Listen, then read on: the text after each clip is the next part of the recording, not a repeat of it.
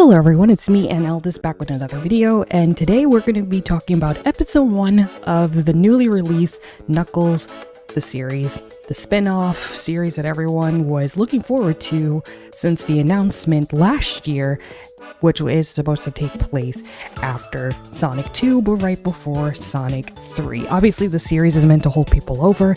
At the time that we're recording this, I've only watched episode 1 because, as always with these reviews, I watch episode 1, review it, and then watch the rest of the season, or mini-series in this case, and review it all together. So, I am just going to say that I've been well aware of what everyone's on Twitter. You either love it or you don't. So far, personally for me, based on episode 1, I actually enjoyed it. Maybe it's because I was expecting worse because of how a lot of people shitting on it have been really shitting on it, but I actually do. So far, episode 1 was actually pretty solid. I think it was a good introduction to what seems to be what the rest of the series is going to be about. I think they set up the character Wade well. I think they set up Knuckles well. I like how obviously seeing Sonic and Tails and Maddie. There were some really good funny moments. There were some corny, cheesy parts with the humans, especially with the introduction of Wade. But in terms of getting everything set up, it seemed pretty solid. Now I do believe that this episode was as well constructed as it was because this is the only episode directed by Jeff Fowler, probably because he's obviously was working on movie 3. So this is the only episode he really directed. So we'll see how the other episodes go with someone else in, taking his role. But I think they did very well getting things set up. Obviously, Knuckles being the Akendo warrior, being the mission of protecting and training and always fighting that.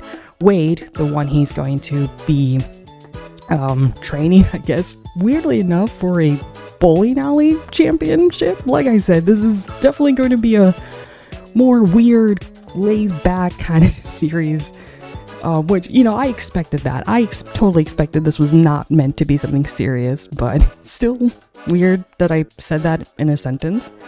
But obviously Wade is someone who has been the dumb character, but he's also the one who's been very fun, who's obviously probably going to teach Knuckles how to be more laid back and how to be more fun, while on the opposite hand, Knuckles is going to is going to be able to help Wade become stronger and stand up for himself and be more than just the idiot character we have known him as literally since movie 1. And I think they did very well setting that up from Knuckles' perspective of him being very destructive and pretty much being in the same spot that Sonic was in movie 2, how even though the world was at peace, Sonic was actively going out looking for the way to be a hero and save the day, and Knuckles basically in that phase himself now, training and being looking for every ounce to fight, to train someone else, in this case Ozzy fighting the mailman. I absolutely love that scene, and not being able to just sit back and relax and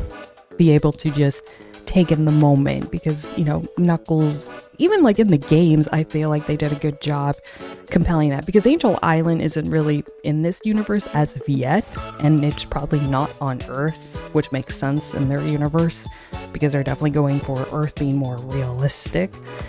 But in the games, in Sonic Frontiers, Knuckles has always been, even telling Sonic, his life has always been guarding the Master Emerald and never really going out to live his life. And I like how they were able to take those elements and to show them in this episode, and with Knuckles having troubles, just living his life and being able to relax and do more than just be a warrior. So it's definitely interesting to see that that's obviously what him and Wade are going to compel and contrast with each other. Wade teaching Knuckles to be more fun and laid back, Knuckles showing Wade how to be stronger and a warrior and fight. The fight scene in the bowling alley, because at the end they're at a bowling alley where we get to know a little bit more about Wade, and then we actually have these two agents from Guns, which are working with, I believe his name is the Buyer, but they're secretly working for him because they want to use the quills from Sonic and Knuckles to use them as power sources like Jim Carrey did, Robotnik did in movie 1, to sell them to the market. And I mean, the fight scene they did at the end with them, I actually thought it was actually pretty good. The CGI is actually really, really good. I was shocked for a mini-series. The quality tends to drop for a series compared to the movie, but it didn't feel like that for the Knuckles series. It actually felt really, like, there wasn't really any part where I noticed a quality drop. I actually generally enjoyed every moment of the CGI. CGI looks great. The fight scene looked pretty solid.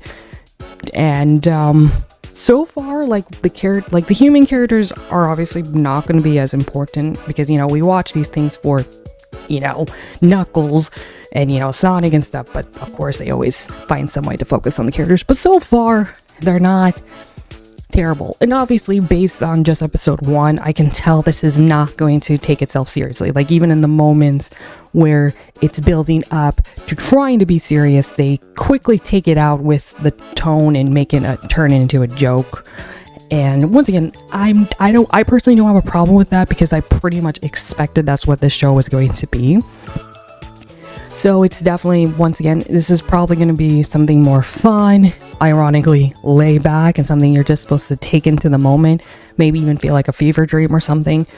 But I think that's, like, my only concerns from episode 1 is that all the parts with Knuckles I absolutely thought were pretty solid. And then when it's just the humans, it gets very corny and very cheesy, cringy at times. And it's because they're obviously playing it very safe and I'm assuming entertaining for the younger audience, but oh my god, does it get very unbearable at times to watch, especially with the introduction with like Wade's character at the bowling alley, this like his old bowling teammate, bounty hunter, I guess. Like, way too much committed into this weird, like, over-the-top bit of taking this so seriously to get a strike. I don't know. Like I said, like, I know they're going to have these parts with the humans. I just don't like how the directions they go with some of them, because, like, so far the only one who can, like, really, like, I mean, the only one is like Jim Carrey can go all the way out with his like over the top persona with Dr. Robotnik because he does it so well, but not every person can do that and play it out so well. And I can feel like this is something that's going to travel through the rest of the series. I'm hoping that it won't get too much, and I'm hoping that there are still a lot of good moments with Knuckles, because at the end of the episode, I don't know if this is a spoiler. I don't know. Do I want to? Well, at the end, it pretty much sets up that Wade is going to have to bail Knuckles out of some trouble. I will say it like that. And really not for sure where that is going to lead.